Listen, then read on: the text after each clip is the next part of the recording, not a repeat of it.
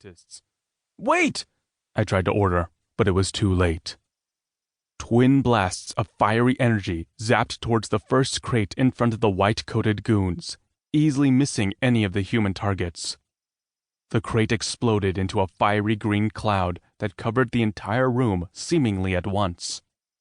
Everyone, except for Sylvan, who had a solid oak helmet around her head, began hacking and wheezing at once. Many of the scientists fell over onto the ground, spasming and twitching. "Hell yeah!" Cannoneer screamed, right before he too fell to the ground, hacking and wheezing as whatever noxious material poured into our lungs. "Kinetic, can you contain the cloud?" I asked, turning to see that my companion was dead unconscious, floating in midair upside down. Damn, she did not have the physical constitution to deal with whatever was in the air.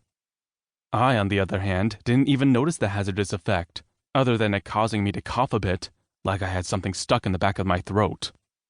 Sylvan waved at me, her long wooden hands moving upwards in a questioning pose. She couldn't talk in her oaken suit, but opening up her helmet would let the burning green gas right in. The question was obvious, though. What should we do? "Get the crew to fresh air, then come back for these knuckleheads," I ordered, turning to search for the ringleader of this little missile circus.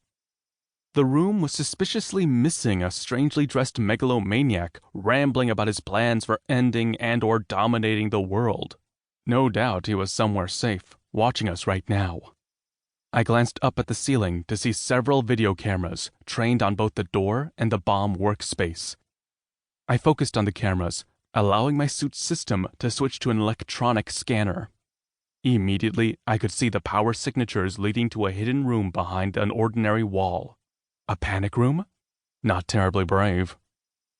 I checked the status of the others in the area real quick, to make sure everyone was down for the count.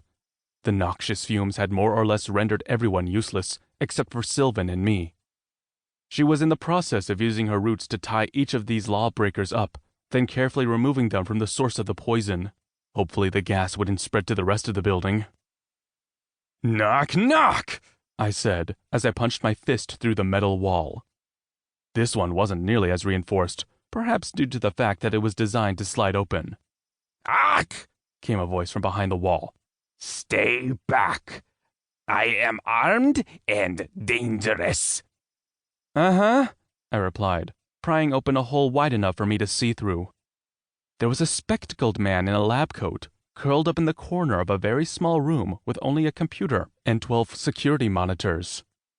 He held a laser gun of some kind in one hand and a detonator in the other.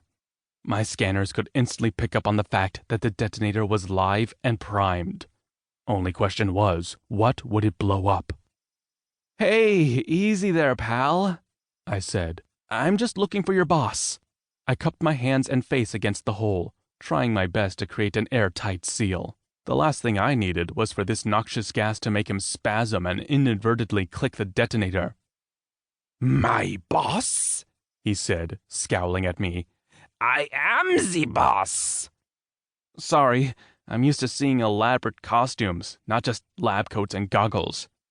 "You think us villains wear our outfits at home?" the man replied. "I wear 4 layers when in costume." He raised the detonator nice and high. "One false move, brick bitch, and I blow this whole place up. And I'm not talking about just this room. I'll take down the entire city with an explosion like this." "That explosion would include you too," I replied. "Do you really want to die today?" "Funny, I was going to ask you the same question," he cackled, gleeful as possible. The man was clearly unhinged enough to be a supervillain. Costume or no, he was going to be a real problem. If Cannoneer hadn't enthusiastically knocked out our telekinetic psychic along with himself, this situation would be easy to solve. Now I had to very carefully figure out a way to prevent the city from being annihilated. Again. I sighed heavily. "What do you want?" This prompted the maniac to begin laughing heartily. "What don't I want? Make me the king of the city. Give me the mayor